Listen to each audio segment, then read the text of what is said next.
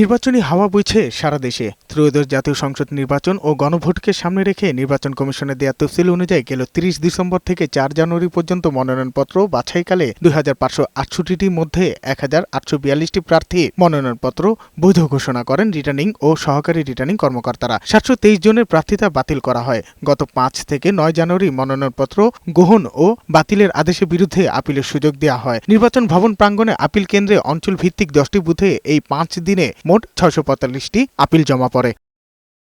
এরপর ইসির আপিল শুনানি চলে ৮ দিন ধরে। এর মধ্যে কেউ প্রার্থিতা ফিরে পায়, আবার কারো প্রার্থিতা বাতিলের সিদ্ধান্ত বহাল থাকে। মঙ্গলবার প্রার্থিতা প্রত্যাহারের শেষ দিন। এর ধারাবাহিকতায় ঢাকার বিভাগীয় কমিশনার কার্যালয়ে এখন পর্যন্ত প্রার্থিতা প্রত্যাহার করেছেন ৩ জন। তারা হলেন ঢাকা ১০ আসনে খেলাফত মজলিস প্রার্থী আহমদ আলী কাশেমি, ১৮ আসনে বাম সংহতি আন্দোলনের বিলকিস নাসিম খান এবং বাংলাদেশ খেলাফত মজলিসের ঢাকা ১৬ আসনের আহসানুল্লাহ।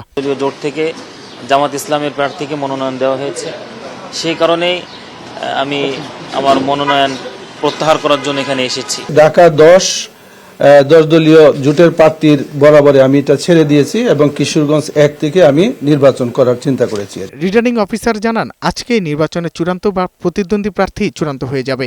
আমরা বড় ধরনের কোনো চ্যালেঞ্জের সম্মুখীন হইনি। প্রার্থী যারা আছেন সবাই এখন পর্যন্ত সবাই দায়িত্বশীল আচরণ করছে। ইসির তফসিল অনুযায়ী রিটার্নিং কর্মকর্তা চূড়ান্ত প্রার্থী তালিকা প্রকাশ করে প্রতীক বরাদ্দ করবেন বুধবার। নির্বাচনী প্রচারণা শুরু হবে বৃহস্পতিবার।